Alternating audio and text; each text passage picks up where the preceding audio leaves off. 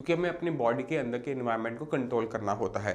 Creatinine level आपका बढ़ रहा है, यूरिया लेवल बढ़ रहा है, तो 2 से लेकर 4 तक बहुत धीरे धीरे आते हैं। तो इन सब्जियों के अंदर हमने क्या ध्यान रखना है। नमस्कार, मेरा नाम है डॉक्टर पुरु धवन और आज इस वीडियो में हम बात करने वाले हैं फ्रूट्स एंड वेजिटेबल्स के बारे में और जानेंगे कि कौन से फ्रूट एंड वेजिटेबल्स एक किडनी फेलियर पेशेंट को खाने चाहिए और कौन से फ्रूट एंड वेजिटेबल्स पेशेंट को नहीं खाने चाहिए। उनके पीछे रीज़न क्या होता है, क्योंकि एक किडनी फेलियर पेशेंट के लिए हर चीज़ को जानना बहुत ज़्यादा ज़रूरी है, क्योंकि हमें अपनी बॉडी के अंदर के एनवायरनमेंट को कंट्रोल करना होता है। अगर हम ज़रूरत से ज़्यादा गलत चीज़ खाएंगे तो हमारी किडनी पे उसका डायरेक्ट या इनडायरेक्ट इफेक्ट पड़ता है, क्योंकि डाइट की हेल्प से हम अपनी बॉडी के अंदर के एनवायरनमेंट को बहुत आराम से कंट्रोल कर सकते हैं। चलिए शुरुआत करते हैं, देखते हैं कि कौन से फ्रूट्स खाने हैं, कौन से नहीं खाने और क्यों नहीं खाने। फ्रूट्स जो होते हैं वो सारे के सारे किडनी फेलियर पेशेंट्स को अलाउड होते हैं, मगर ध्यान क्या रखना होता है कि हमने सिट्रस फ्रूट नहीं खाना होता, खट्टा वाला फल नहीं खाना होता। क्यों नहीं खाना होता है इसको हम जान लेते हैं। अगर आपकी किडनी फेल हो रही है, क्रिएटिनिन लेवल आपका बढ़ रहा है, यूरिया लेवल बढ़ रहा है, पेशेंट को लगता है कि मेरी बॉडी में बस यही 2 वेस्ट मटेरियल है, मगर ऐसा नहीं होता। बहुत सारे वेस्ट मटेरियल में से ये सिर्फ 2 होते हैं और ये रिपोर्ट में हम इसलिए देखते हैं क्योंकि इनको टेस्ट करना लैब के अंदर आसान होता है। जब ये 2 बढ़ रहे होते हैं तो हम आइडिया लगा लेते हैं कि इस जैसे और वेस्ट मटेरियल जो बॉडी में बनते हैं वो भी इकट्ठे हो रहे होंगे। ये क्यों इकट्ठे हो रहे हैं? क्योंकि किडनी कम काम कर रही है। मगर एक ऐसा वेस्ट मटेरियल होता है जो किसी भी केएफटी रिपोर्ट के अंदर नहीं आता, वो है एसिड। एसिड क्या है? ये वो एसिड नहीं है जो हम अपने पेट में फील करते हैं जब हम मिर्च मसाले खा लेते हैं। ये वो एसिड है जो हमारे हर सेल बनाता है। जब वो खाना खाता है तो एसिड बनाता रहता है। नॉर्मली किडनी इसको यूरिन के थ्रू बाहर निकालती है, मगर जब हमारी किडनी कम काम करना शुरू करती है तो ये एसिड बॉडी से बाहर नहीं जा पाता और ये एसिड बॉडी के अंदर बना रहता है, जिसकी वजह से क्या होता है, हमारा जो ब्लड है वो एसिडिक होना स्टार्ट हो जाता है। अब खुद सोचो कि अगर एक एसिडिक ब्लड आपकी किडनी में जाकर सर्कुलेट करेगा तो क्या वो किडनी के सेल्स को नुकसान पहुंचाएगा? यस, पहुंचाएगा। तो हम इसे कैसे कंट्रोल कर सकते हैं? अब सोचने वाली बात है कि अगर ये एसिड आपकी बॉडी के अंदर सर्कुलेट करेगा ब्लड की तरह और जब वो किडनी में जाएगा तो वो किडनी को नुकसान पहुंचाएगा। तो हम इस एसिड को कैसे कंट्रोल कर सकते हैं? पहली चीज़ है डाइट, कि हम ऐसी कोई चीज़ ना खाएं जो सिट्रस हो, ऐसी कोई चीज़ ना खाएं जो तीखी मिर्च मसाले से बनी हुई हो, क्योंकि जितना एसिड बॉडी के अंदर बनेगा उतना वो इकट्ठा होगा। इसी वजह से जब भी क्रिएटिनिन के लेवल बढ़ने शुरू होते हैं, अगर आपके लेवल 2 या 3 के आसपास आपको आइडेंटिफाई हुआ है कि आपकी किडनी फेल हो रही है, तो 2 से लेकर 4 तक बहुत धीरे धीरे आते हैं। 2 से 4 तक पहुंचने में कई साल का टाइम लगता है, मगर जैसे ही 4 क्रॉस होता है, 4 से 5, 5 से 6, इसकी स्पीड बढ़ती चली जाती है। ऐसा क्यों होता है?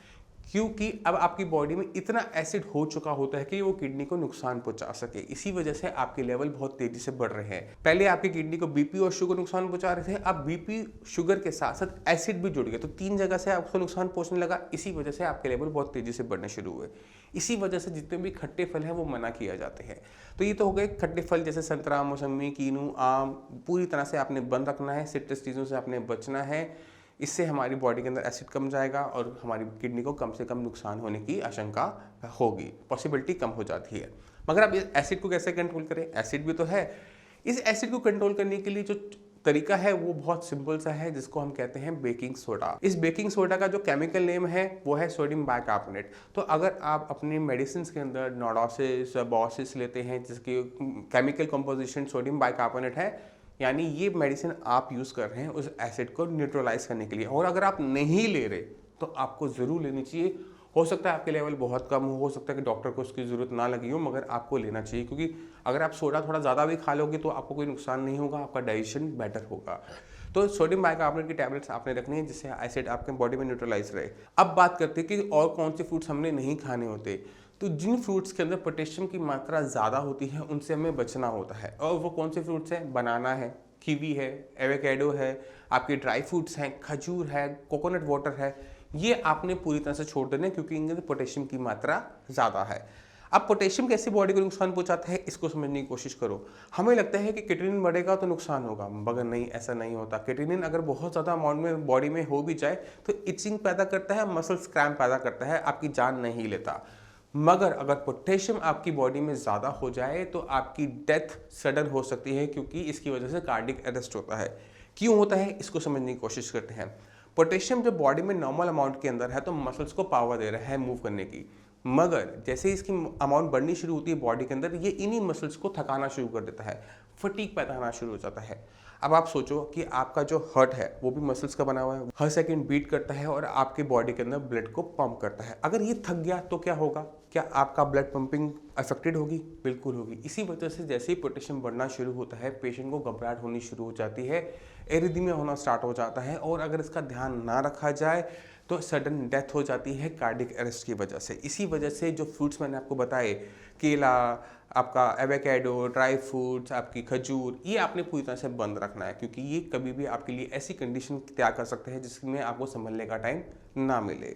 तो ये तो बात होगी कौन से फ्रूट्स आपने नहीं खाने। अब कौन से खाने हैं उसके बारे में मैं जान लेते हैं। बाकी बचे हुए जितने भी फ्रूट्स हैं वो एक किडनी फेलियर का पेशेंट ले सकता है, चाहे वो आपका पपाया, चीकू, एप्पल, पियर, आपका पाइन एप्पल तक आप खा सकते हैं। जो भी फ्रूट्स आप देखते हैं इसके अलावा वो सारे के सारे ले सकते हैं, मगर ध्यान किस चीज़ का रखना है? अमाउंट का। ज़रूरत से ज़्यादा फ्रूट्स नहीं खाने होते हैं, तो हमने इसकी अमाउंट सेट कर रखी है, वो है 1 कप, यानी एक जो बड़ा आपका कप होता है उस हिसाब से आपने फ्रूट्स खा सकते हो।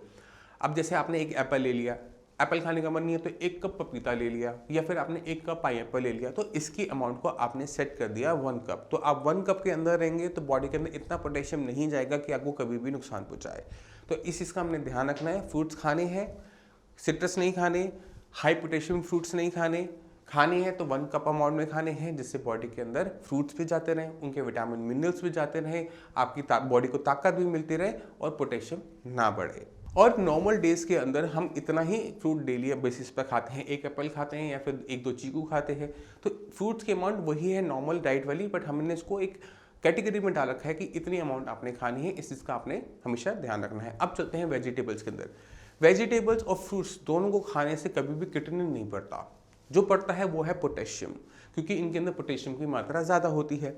तो किडनी फेलियर पेशेंट को, क्योंकि अगर हम कहते हैं कि सब्जियों को लीच करके खाओ, उनको पानी में भिगो के खाओ, पोटेशियम कम हो जाता है बॉडी के अंदर, मगर पोटेशियम के साथ साथ उन वेजिटेबल्स और उन फ्रूट्स के अंदर जो मिनरल्स होते हैं, विटामिन्स होते हैं, वो भी निकल जाते हैं, और बॉडी के अंदर पहले बहुत कम जा रहा होता है, और सब्जियों से हमने लीच करके निकाल दिया तो बॉडी के लिए कुछ बचता ही नहीं है। तो लीचिंग प्रोसेस को अवॉइड करने के लिए हमें वो सब्जियों को सिलेक्ट करना पड़ता है जिन्हें हमें लीच ना करना पड़े, पानी में नहीं भिगोना पड़े।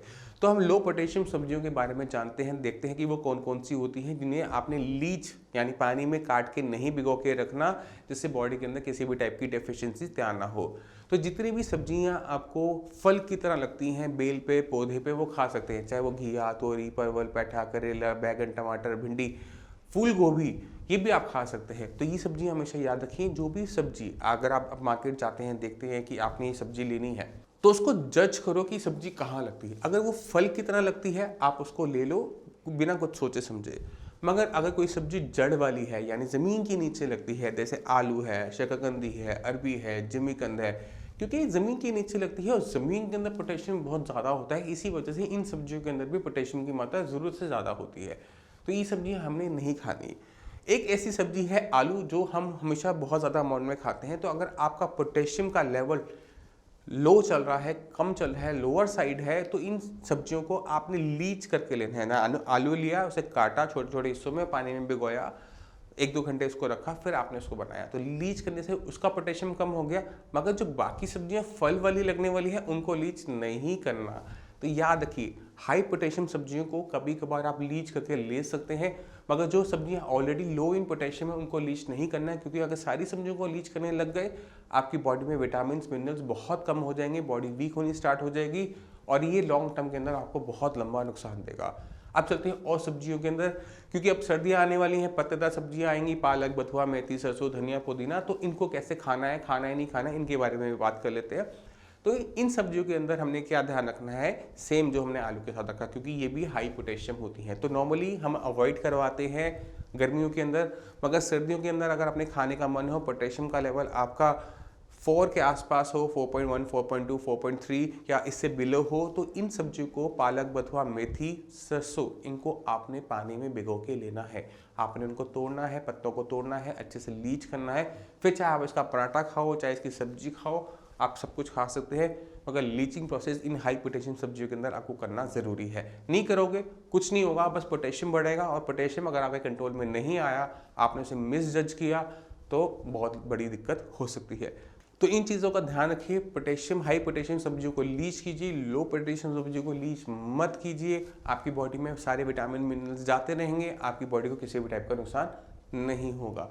तो ये बेसिक चीज़ें हैं जो हर किडनी फेलियर पेशेंट को पता होनी चाहिए, जिससे वो अपनी बॉडी के अंदर पोटेशियम की मात्रा को आराम से कंट्रोल कर सके और पोटेशियम की वजह से होने वाली कॉम्प्लिकेशन को ईजिली अवॉइड कर सके।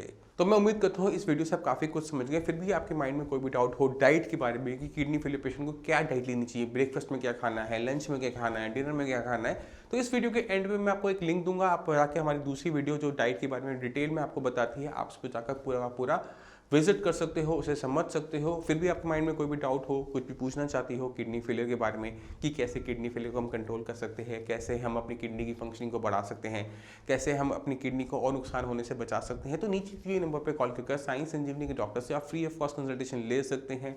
आप अपॉइंटमेंट लेके मुझसे भी आकर मिल सकते हैं। अब इसी के साथ आपसे भी चलने की आगे चाहूँगा। मिलते हैं अगली वीडियो में, तब तक के लिए धन्यवाद।